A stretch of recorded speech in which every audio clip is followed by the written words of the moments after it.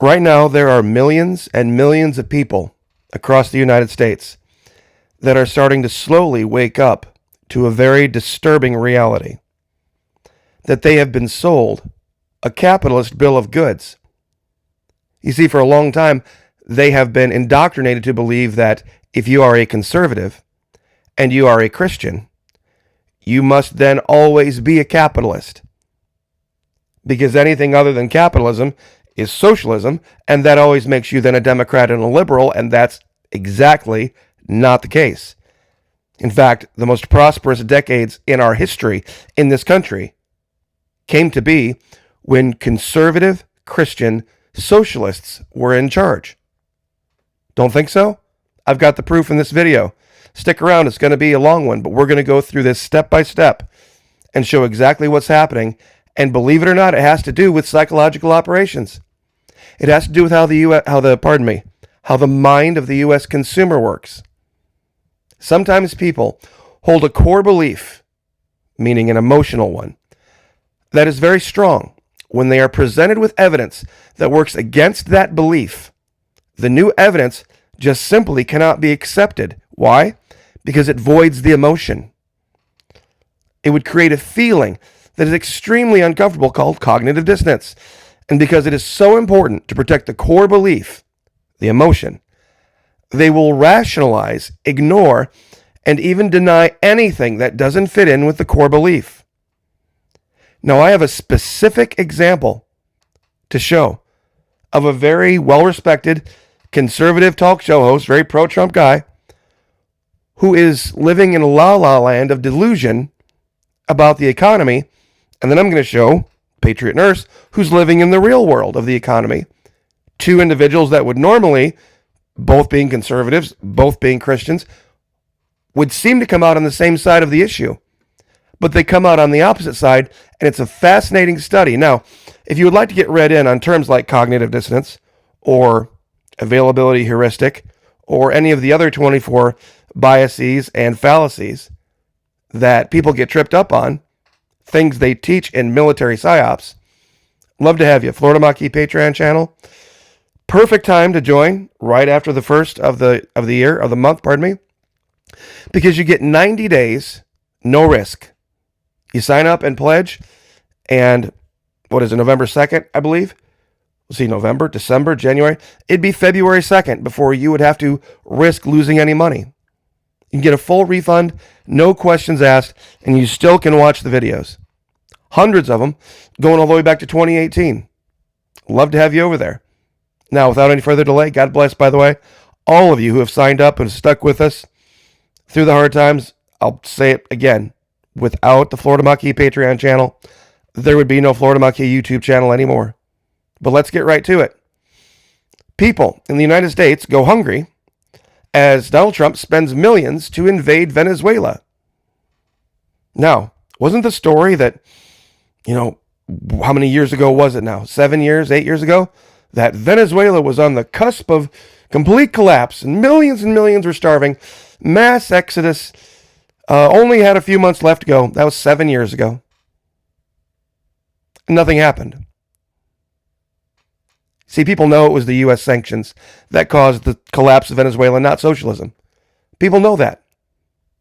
But we're going to get back into this in a minute. I think it's important to set the stage, though.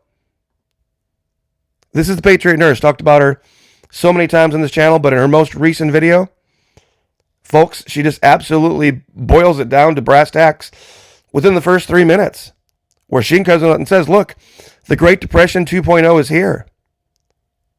And she talks about there's people out there who are living in a la-la land. Let's listen to her real quick. 2013. And in that time, I've seen some crazy things.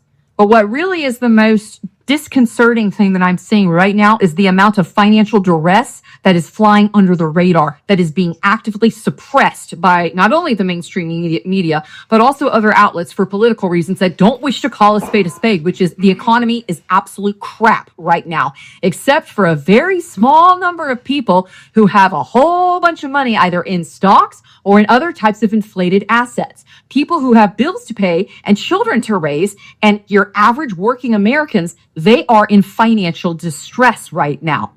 Is it any wonder then that food banks are at their breaking point? And not just because of SNAP benefits, et cetera, being terminated because of the government shutdown. No, this was happening long before then. For instance, in East Tennessee and several other areas, East Tennessee, my neighborhood right now, is experiencing the greatest amount of food insecurity. Yeah, it's a real thing. It's the greatest amount of food insecurity that they've seen since really the 2008 timeline. And the 2008 timeline, frankly, wasn't really the same from the way that I see it. What I see now is people are working plus side hustles, doing as best as they can, but their paycheck is not keeping up with the rise in cost of everything. That pretty much nails it. That pretty much nails it. Now, here's the crazy part about this.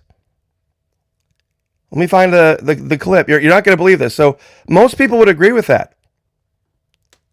Here's a quote from Glenn Beck. He asks on X or Twitter or whatever it is, wait, why are over 40 million people on SNAP? It's not the 1930s. We're not in a depression. I have a hard time believing that many people really need food assistance in America. Really?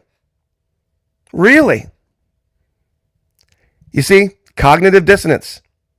Look into new information and possibly accept that we have been, as a country, as a government, as a people, making bad decisions. Or we could just continue to ignore the new information and keep up with our bad habits.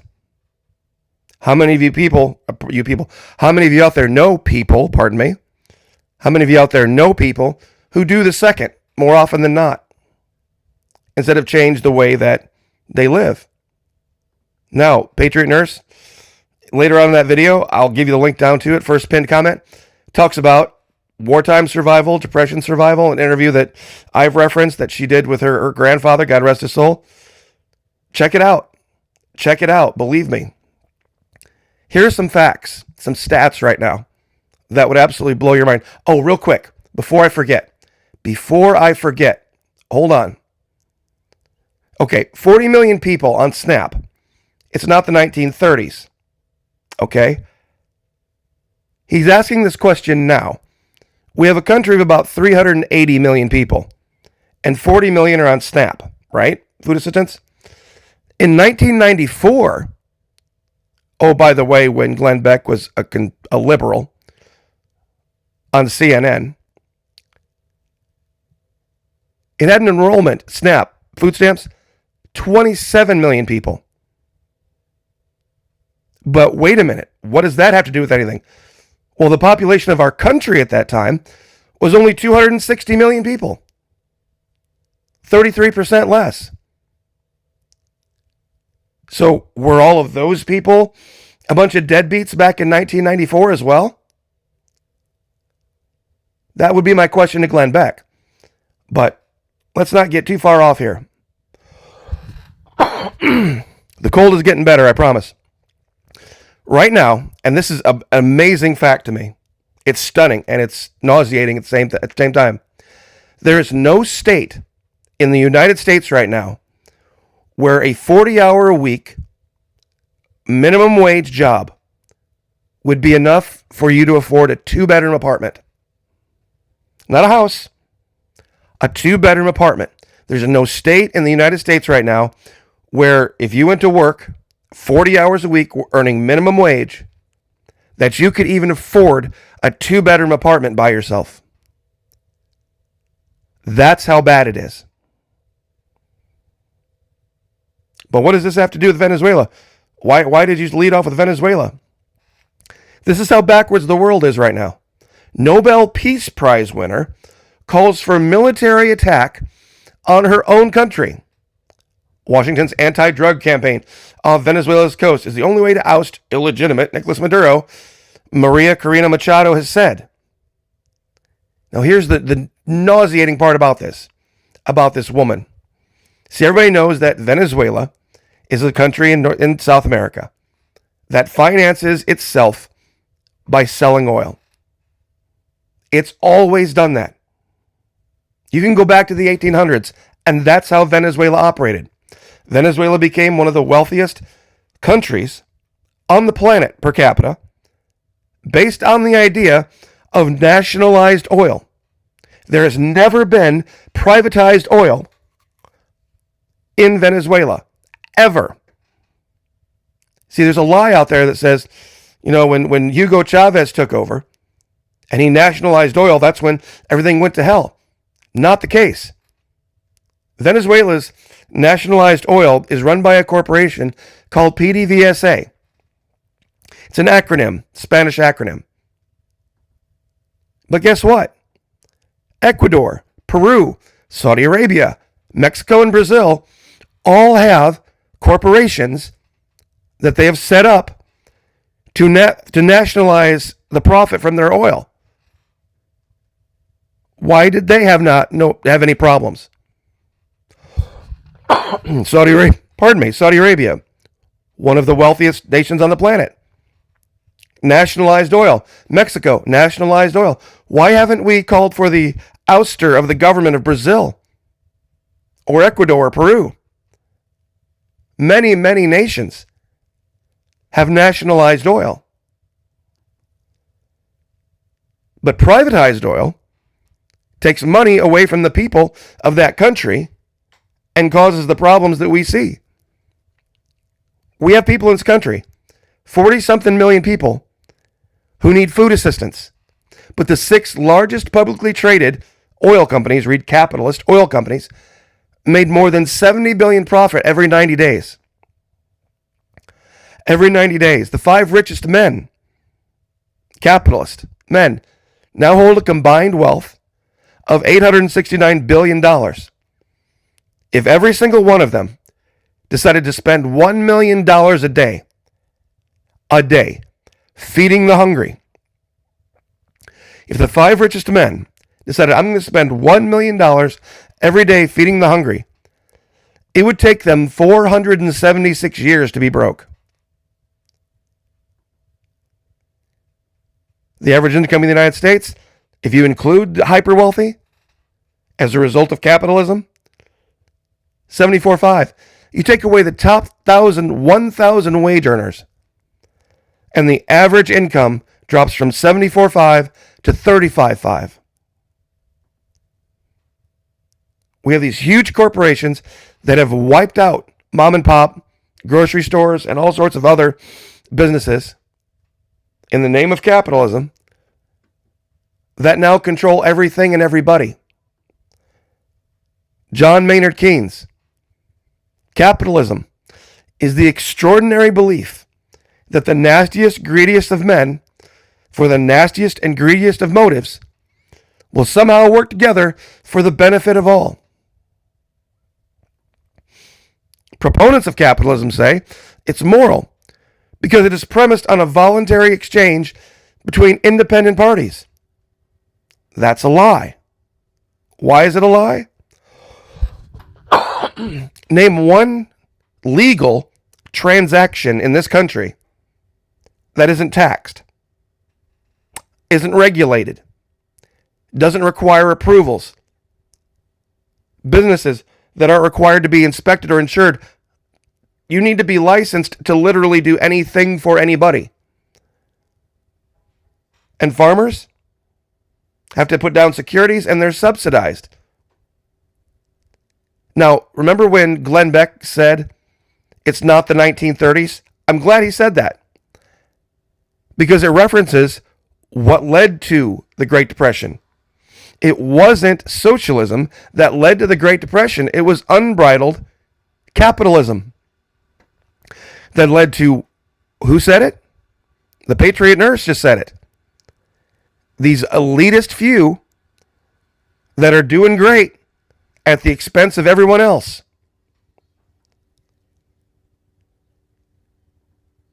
Except for a very small number of people who have a whole bunch of money, either in stocks or some other inflated asset.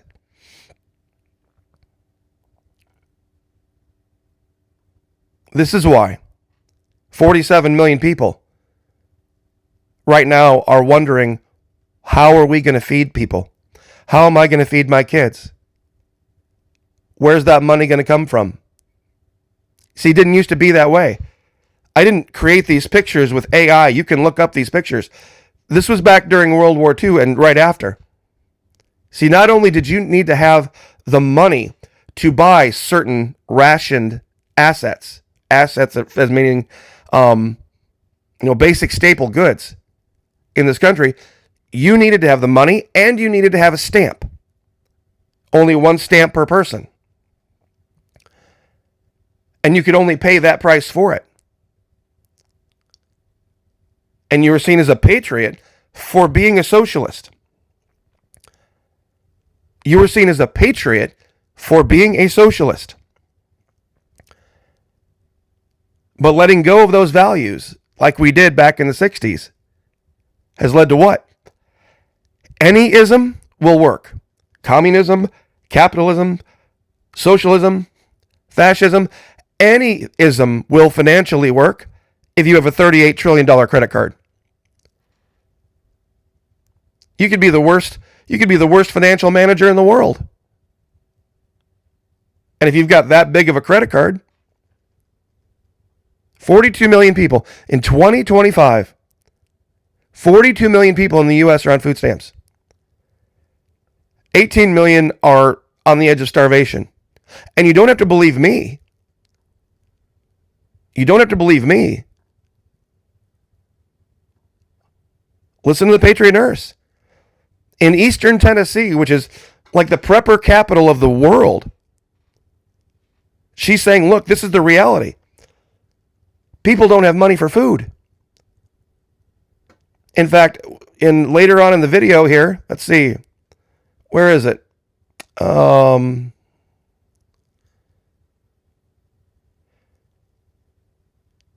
See if I can find it. She talks about how at Walmart, these hash browns with onions and peppers are $3.42. You should watch your video and see how much they are at another place that a lot of you haven't heard of. United Grocery Outlet. Watch the video and you'll find out and you'll be stunned how Walmart is ripping you off. But back to Venezuela. You see, everything that happened in Venezuela that everybody knows about started right here, 13, 14, and 15. People don't want to talk about what happened before that. People believe that, a lot of people erroneously, believe Venezuela was capitalist or had capitalist-leaning administrations. Absolutely not the case. All of these guys were socialists. What happened right here was U.S. orchestrated, U.S. engineered. And it's quite hypocritical for the United States to talk about the idea of not controlling the means of production. If 2020 and COVID didn't teach you that the U.S. government is in 100% control of the means of producing anything in this country, I don't know how you, well, point being, same thing with oil. We drill oil here, but we don't nationalize oil here, and that's why people can't afford to get through week to week. This was something the U.S. has planned for a long time in Venezuela. They've been trying to take over that country so that they can seize the oil. Ironically, Hugo Chavez was a Christian socialist. This is what Spain brought to South America. And if you think this is AI, you can look this up too. The man that you're supposed to believe is one of the most evil, terrible, horrible socialist dictators on the planet went before the UN and denounced both Bush Sr. and Jr. and said, give me your crown, Jesus. Give me your cross, your thorns, that I may bleed, but give me life, because I have more to do for this country, Venezuela, and these people. We have among us a class of mammon worshippers whose one test of conservatism or radicalism is the attitude one takes with respect to accumulated wealth. Whatever tends to preserve the wealth of the wealthy is called conservatism, and whatever favors anything else, no matter what, they call socialism. This isn't what made our country great. And I'll save it here for the end, because things aren't nearly as cut and dried as people would like them to be. This is an accurate quote. We are socialists. We are enemies of today's capitalistic economic system for the exploitation of the economically weak, with its unfair salaries, with its unseemly evaluation of a human being according to wealth and property instead of responsibility and performance. What does that mean? This guy was about a socialist that was about merit. See, people have been brainwashed into believing that all socialists don't want merit-based assessments. We are determined to destroy the system under all conditions. See, things aren't nearly as cut and dried as you might think. But people are starting to wake up. And those of you over at the Patreon channel, thank you so much for your patience. I very much appreciate it. We are going to go deeper into this with cognitive dissonance,